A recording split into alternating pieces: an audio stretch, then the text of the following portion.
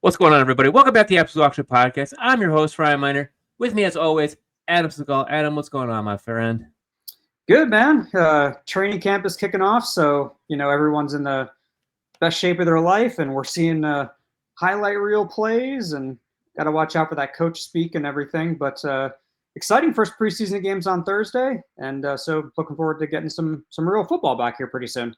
Oh, yeah, it's so bad right now that we're seeing end zone catches from players we never heard of in Washington, as a highlight reel. So, hurry up and add him at the end of your bench in your dynasty leagues just because he probably won't do anything anyways. But Right. You have him on your team because of that highlight reel catch. Yep. But yeah, what is it? Training camps are kicking off. We actually have football starting this week, Adam. The Chargers and the Lions. I'd like to say you're San Diego, like you're Los Angeles Chargers, but you're not a Chargers fan. You're a Packers fan. But yes, my Detroit Lions. And I'm very interested to see actually how this offense looks, which it's hard to say how it's going to look based on what these games are because a lot of these games don't have the starters in it. But, it's basically these guys are trying to make roster spots as, number twos, number threes, or special teams. So most of the time I don't really watch too much preseason. Do you watch a lot of preseason at all or no?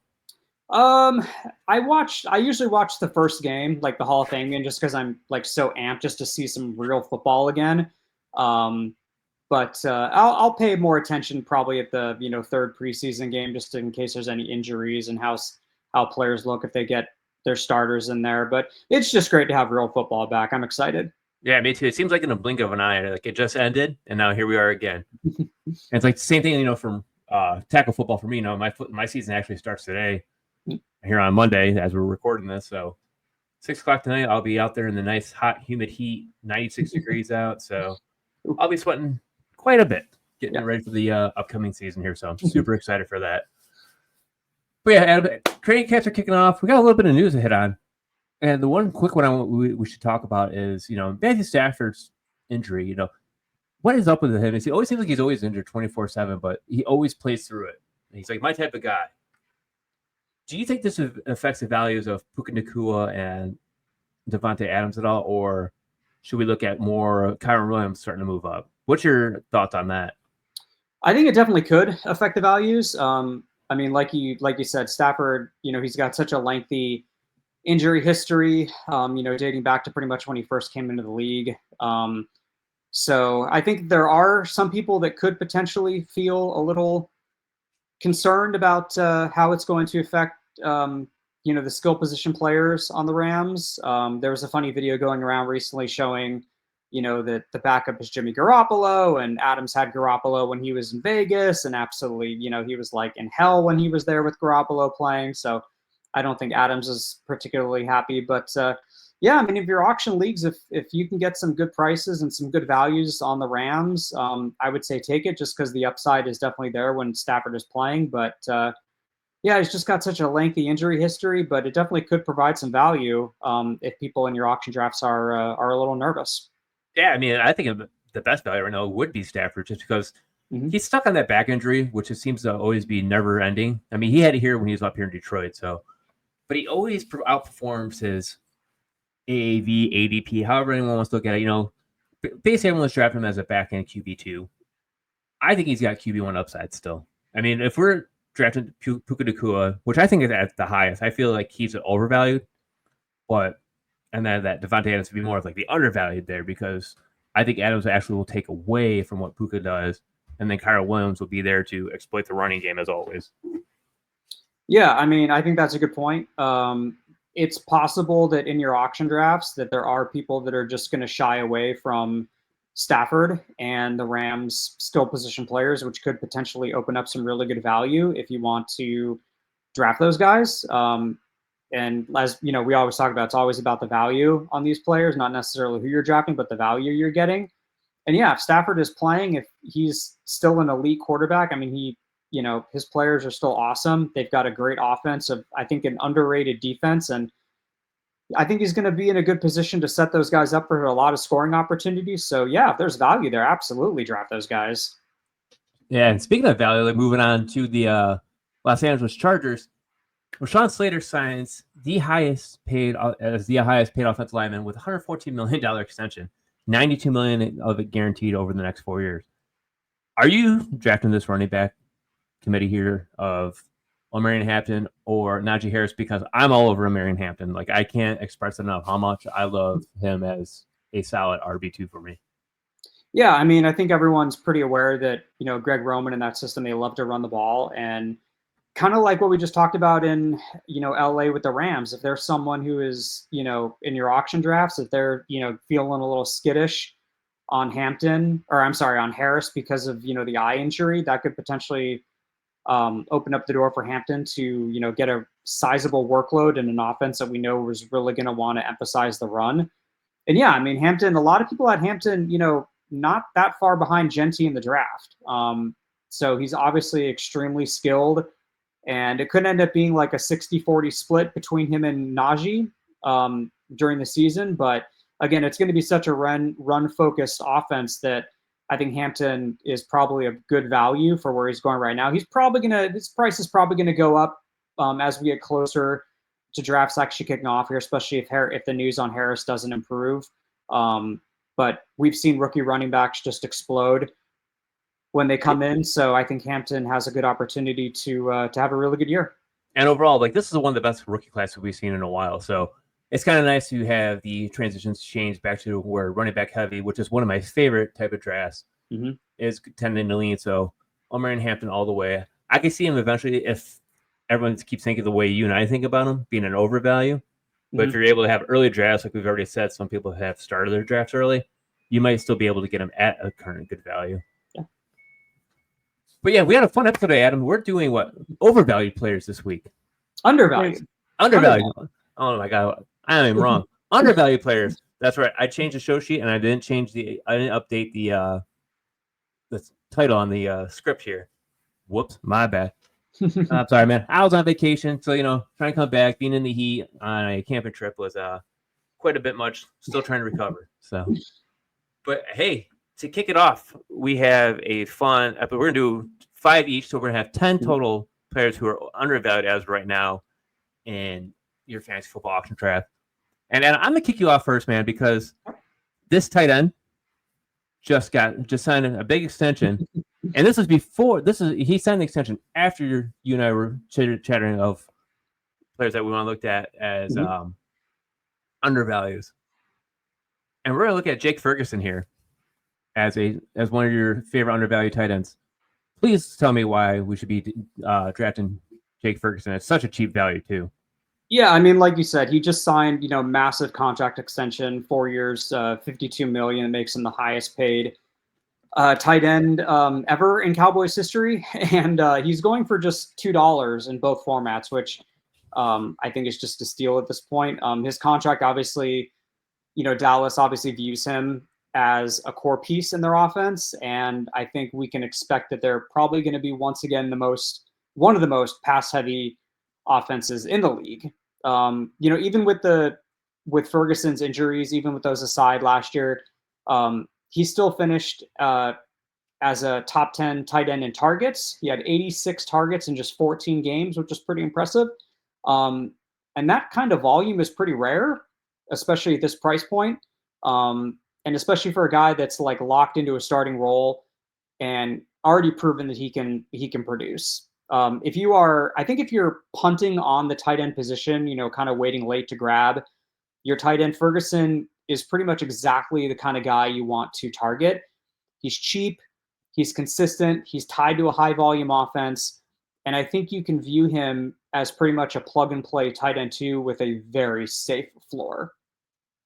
I love it. And it seems like this whole Dallas offense, like between even Dak, like I feel like Dak is extremely undervalued. Yeah. Based on like the idea of, because let's just admit it, there is no running game here right now. Everyone thought Jaden Blue is gonna become something, and now he's being quote unquote lazy at the running back position. Like, we don't know what this running back is going to be. Could Javonte Williams bounce back? I for sure hope so. But who knows what's really going to happen? So, yeah, I mean, like, undervalued right there. Dak Prescott undervalued. Like, this was a good contract too. He signed, what was it? I think it was $36 million, if I remember right.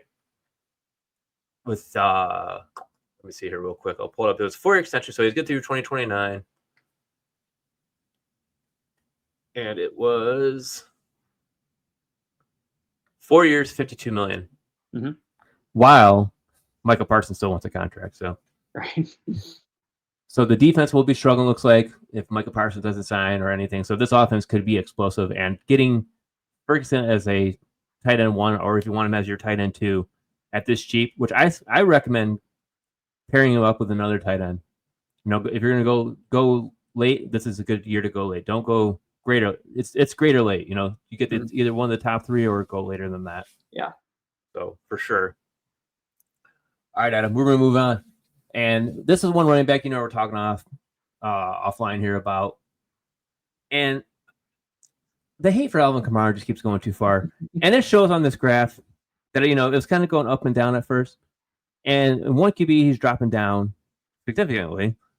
Superflex kind of going up. But overall, the cost is very similar.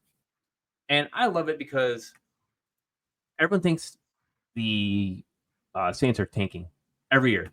Like, you know, why don't they just fold it and tank? Because they suck and they don't do anything, and then just keep extending these players or giving big ass contracts to players like Derek Carr, thinking that they can actually do something. But out of everyone there, it's always Alvin Kamara who actually comes out there. And last season alone, he was an RB9 in PPR, but was also the RB5 in points per game. So that's fine though. Like, I love it, the value of this, just because he's so efficient with he's not an efficient rusher, and that's what people are going to say. Like, you know, he's not that great of a rusher. Okay, he had 950 rushing yards last year. Not a big deal. I like him for the PPR aspect of he hasn't seen anything lower than 67 targets, and over the last few years he's been 77 plus. So those PPR catches is what I'm all about. Yeah, and I think people are kind of worried, just overall, like kind of touched on it a little bit, just how bad people think the Saints offense is going to be. I don't know if they're going to be as bad as people really think. They still have Chris Olave, they've got Rashid Shaheed. Their offensive line takes a lot of heat, but they were actually not that. They weren't as bad as people said that they were last season. And I think that if it ends up being Tyler Shuck or Spencer Rattler, like if they can just be an average quarterback, maybe even below average, they don't even have to be stellar. If they can just get Kamara the ball normally out in space like they typically do, I think he's going to have a really good year. And I would be pretty surprised if we don't see his AAV, especially because it looks like it's dipping a lot pretty recently in 1 QB. I expect that to go up a little bit. I would expect the Superflex AAV to either go up a little bit or kind of pewter out right where it is. But yeah, he's a great back end, RB2. He's got explosive plays, and I think he's going to be a monster again in PPR this year. Yeah, and he still has the speed even at the bright age of 30. So, can't go wrong there. Although a lot of people say, get off the 30-year-old running backs, but I won't. Speaking of over 30, Adam. I love this guy. Why is Stefon Diggs undervalued? Because is it Drake May is going to be so good? Well, he's going. So Stefon Diggs, I really like him. I think he's actually like a steal right now. He's going for just $6 in 1 QB, $3 in Superflex. And yeah, I get it. He's old. Like you said, he's coming off a torn, ACL, and he's not really the explosive wide receiver 1 that he was, all those years in Buffalo and in Minnesota. But in camp, he's looked really good. He's building that chemistry with Drake May. And Diggs is stepping into a Patriots offense that desperately needs a veteran playmaker, which I think Diggs is. And all signs to him point to being the Patriots' clear number 1 wide receiver. He's still a very smooth route runner. He's got elite hands. And I think he's just going to be peppered with high leverage targets. I don't think May's going to be like chucking it down the field to Diggs. I think he's going to be working him like really over the middle of the field, which again, I think he's going to be a monster in PPR. And right now you're basically paying for flex level prices for a locked in starter who can give you most likely wide receiver 3 production with room to grow if May and the offense really finds its groove. And it's looking like that's going to happen too, because everyone's trying to push up Drake May.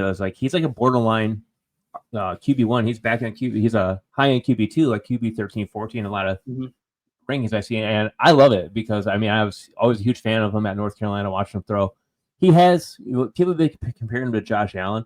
I don't want to over exaggerate that, but like I see what people say, like he has those similar traits.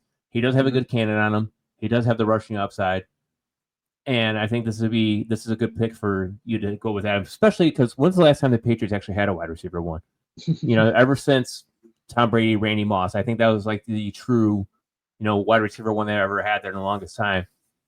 But yeah, like adding Diggs, this gives them wide receiver depth they actually needed, and I love this pick a lot. Yeah, and May sort of alluded to just the other day that he's going to try and run less.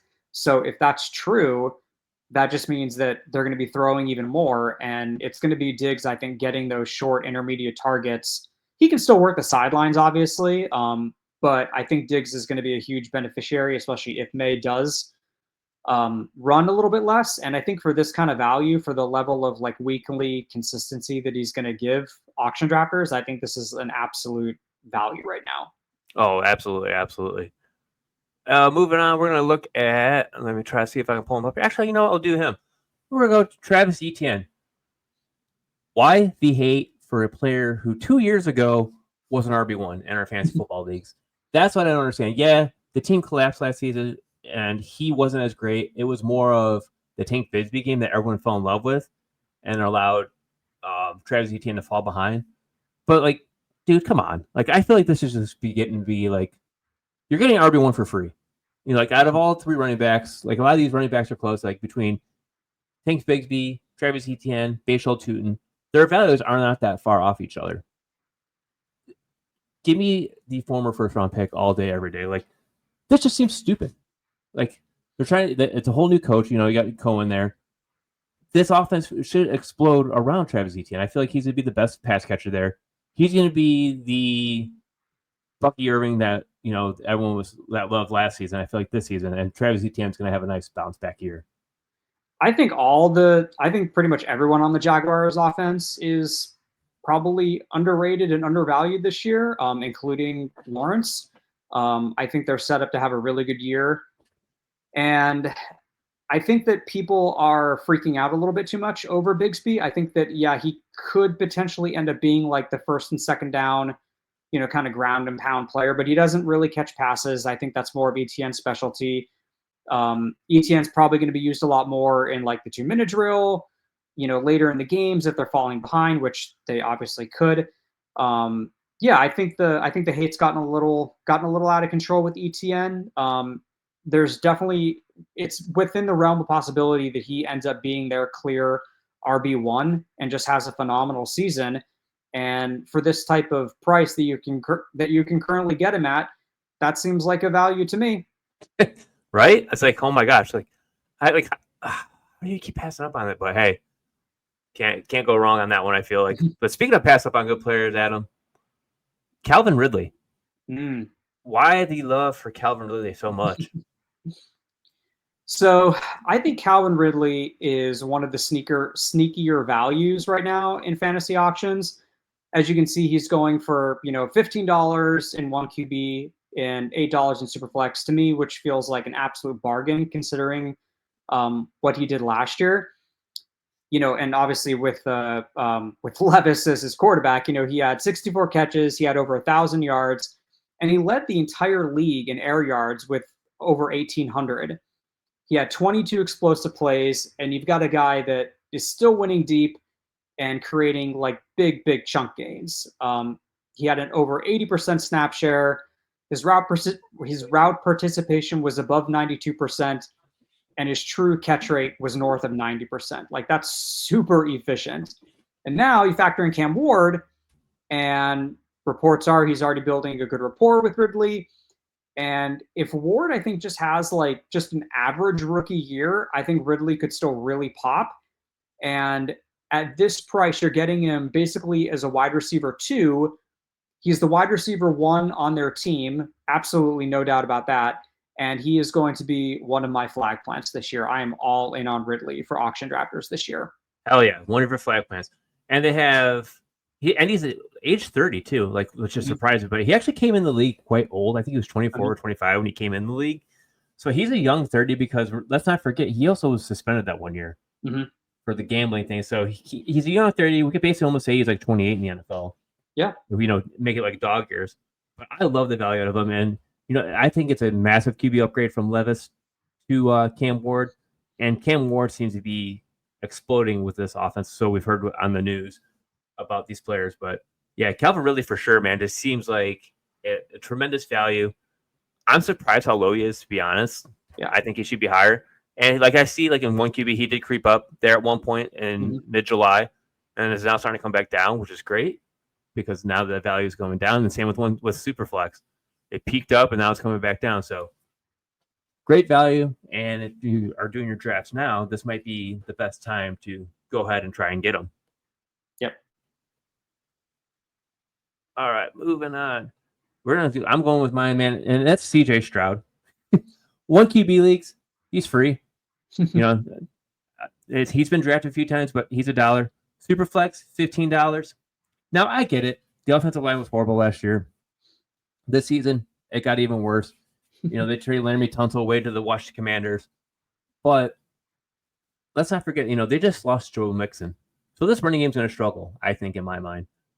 But also, everyone's going to be all over Nick Chubb, thinking like he's going to supplant this.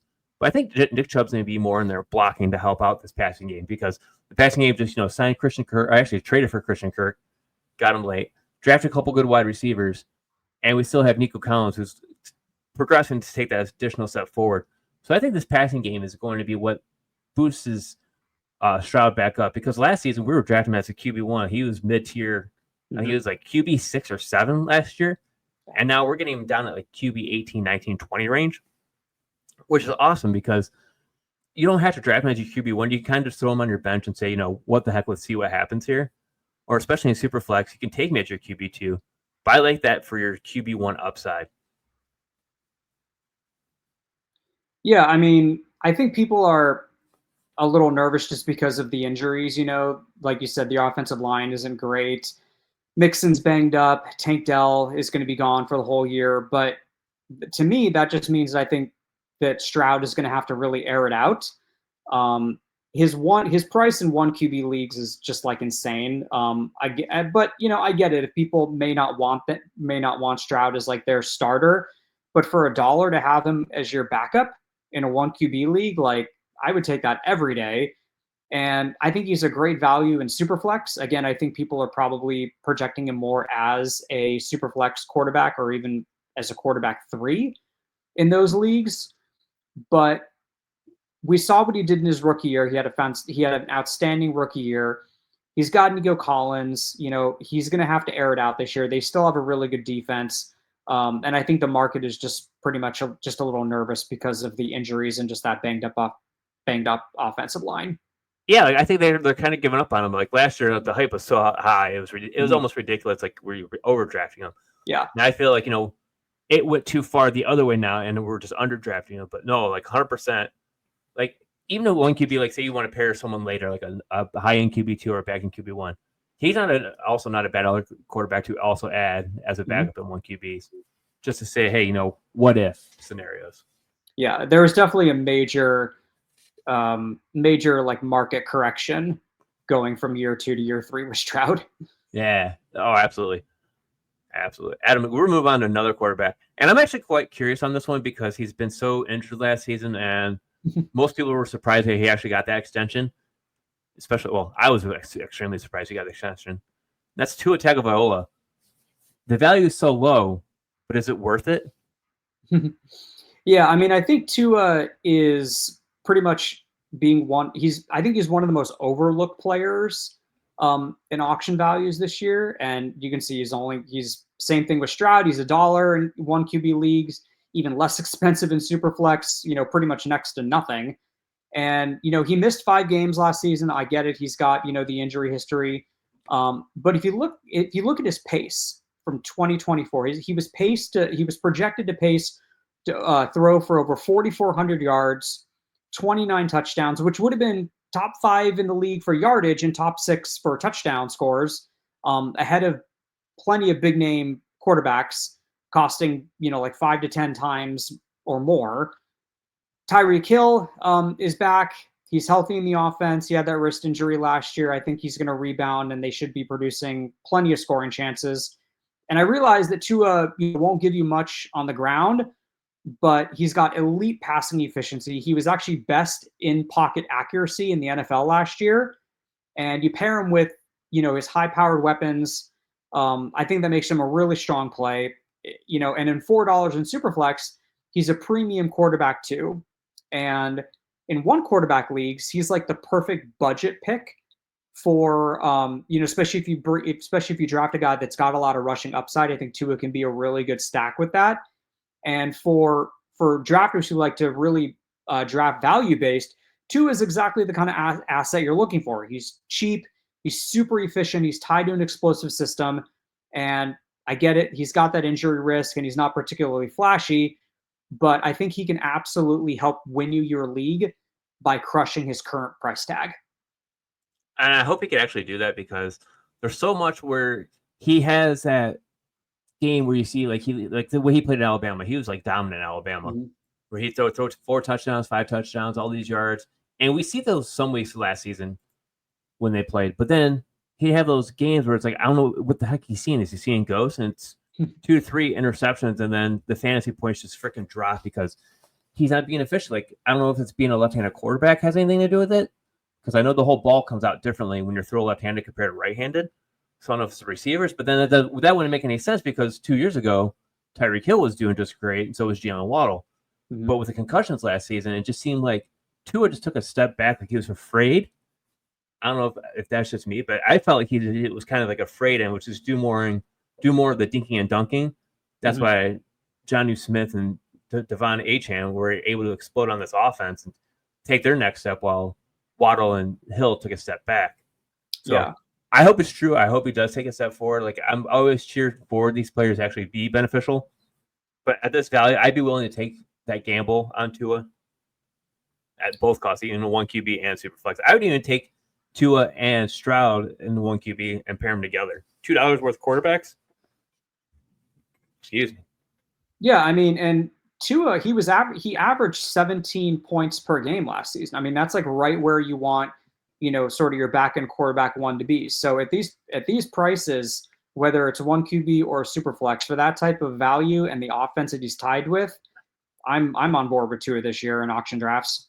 I feel you just gotta be careful, because there's those games where he looks good, and then next thing you put him in, and then he just falters, or he'll throw for less yards and a touchdown. Like, he only had 1, 2, 3, 4 games last season with 2+ touchdowns. Basically, outside of that, it was 1, and then the interceptions would kill him. Yeah, but 19 touchdowns, 7 interceptions over 11 games. Let's just hope he gets 18. Let's hope this offense bounces back. Yeah, I want to see what he looks like for a full season, because I think if he plays a full season or a near full season, he's going to have a really good year. Yeah, or else, they might have to go to Spaceballs and get Dark Helmet's helmet. That way, it's like massive on his head like this, and then make sure he doesn't get another concussion. Yeah. Oh man, this is going to be a fun episode. We are doing good on time here. Let's see. I have my next one, and this one will probably surprise you, because a lot of these players he's kind of like a back end type of wide receiver. And that's just because he had a big opening during the season and then kind of faltered. Well, it didn't at the beginning of the season. Like in the midseason, he was doing really good, and then faltered, and Jerry Jeudy took over. But that's Cedric Tillman. Cedric Tillman, only played 11 games, had 49 targets, 29 receptions, 339 yards, 3 touchdowns. Nothing spectacular, right? But from week 7 to week 9, he saw 12 targets week 7, 9 in week 8, and 11 in week 9. Finished as QB, wide receiver 10, wide receiver 3, or wide receiver 12. He exploded there in that time. And I want to say that was during that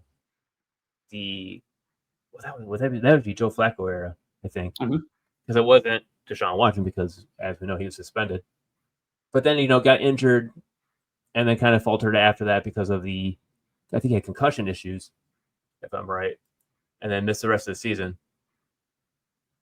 But he's a back end one where it doesn't really cost you much, and I like that value just for that. Where he's more of a what if scenario, where it's like if you get a wide receiver 1 at this type of price, like I'm all over it. Yes, it's the Browns. Yes, it's an offense that we don't know who's the actual quarterback is there. But Cedric Tillman for $1 or $2 is well worth the cost, I feel like, in my mind. Yeah, and I think if I'm not mistaken, the Browns I think were the most like pass heavy offense last year, or at least like top 2 or 3 if they weren't number 1, which they very well could be. But this is all upside here. I mean, Tillman, if they do end up going extremely pass heavy, which kind of looking at the running back situation, they might have to, and Tillman, he's probably going to be, at best a flex play, wide receiver 4 or 5, for your team. But at this price, it's all upside. It's all value right now. And especially if Flacco is their quarterback, he can still sling it. He's got Judy and Njoku, as his main, receiving weapons, but Tillman's like the, kind of the third option. But again, if they're super pass heavy for this kind of price, it's all upside and a gamble that I think is a really good one to take, especially, he can end up having a really good year. Yeah, and if he doesn't, he's an easy one to drop because you didn't spend much on him. So nothing to lose, but more to gain if it does bounce. If he does bounce back and actually become something, I love it. I love it. Yeah, this is a very low risk, high reward kind of play for your auction drafts. I thought it's extremely low risk, extremely high reward.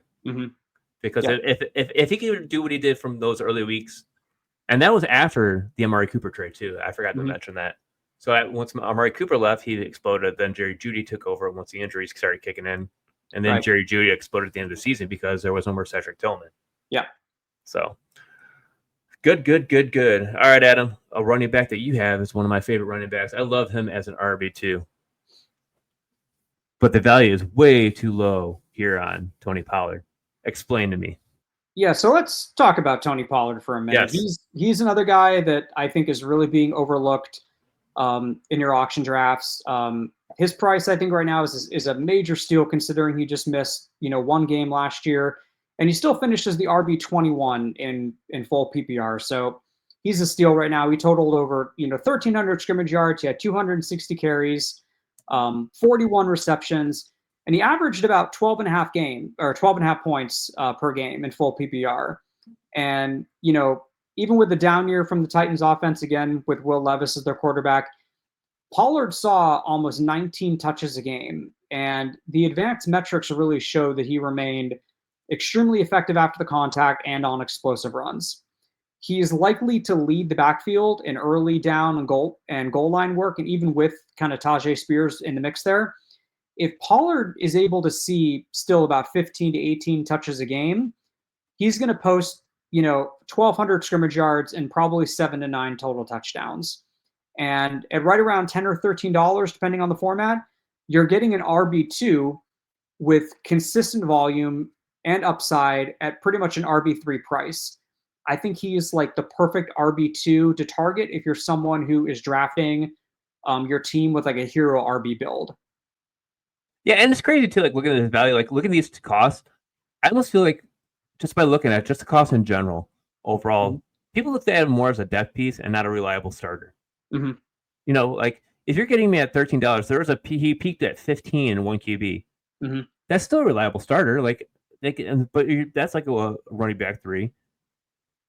And then, I think he's like the quintessential like perfect RB2 if you're gonna go if you're gonna spend a lot of money on your RB1, if you're gonna go all out and get like Bijan or is it Bijan now, I guess. Bijan Mustard.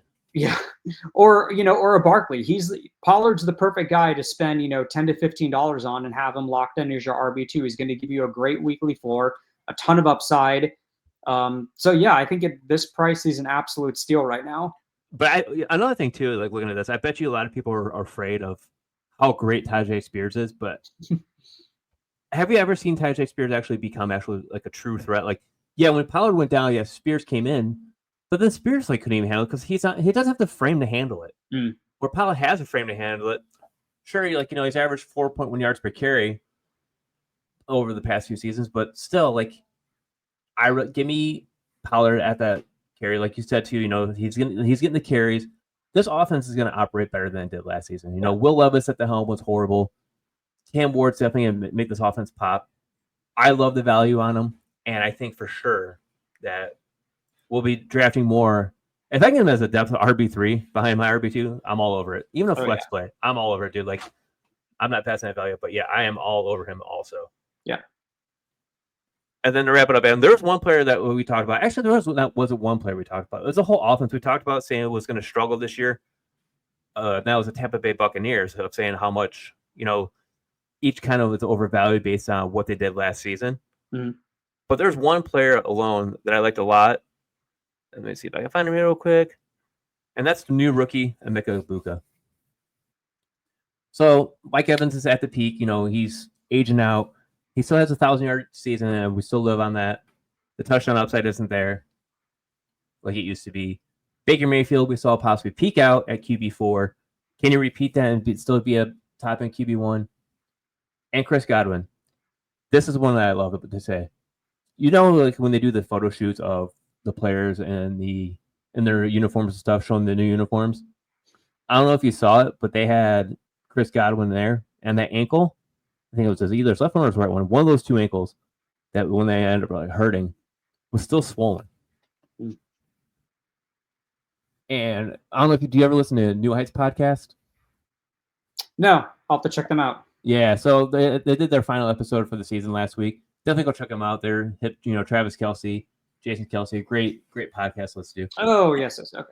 Had Baker Mayfield on, talking to Baker Mayfield, and he said, how great the offense is going. And one player he loved was Emeka Egbuka.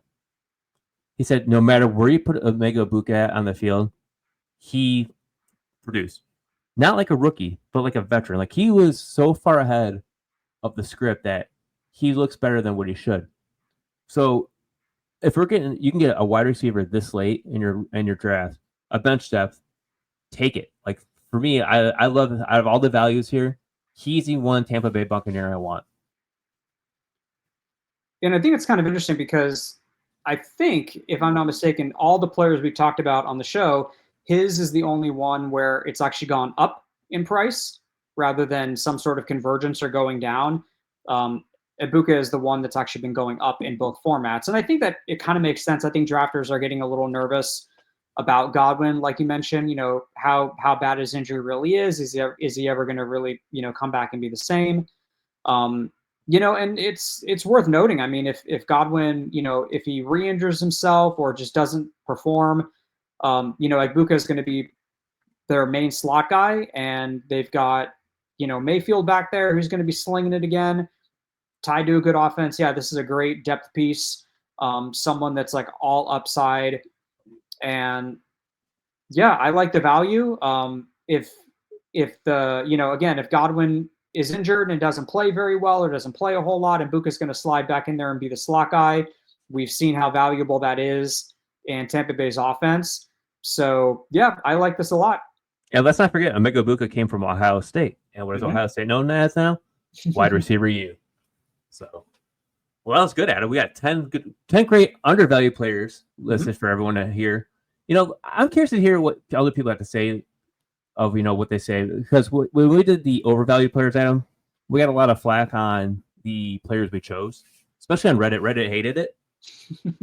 But I'm curious to hear what the listeners, the viewers, who you see as undervalued players. Let's hear in the comments below. We'd be happy to hear it.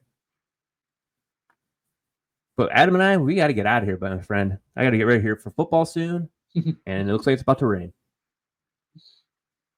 So for Adam, I'm Ryan. It's the Absolute Auction Podcast. We'll catch you guys next time. See you guys next week.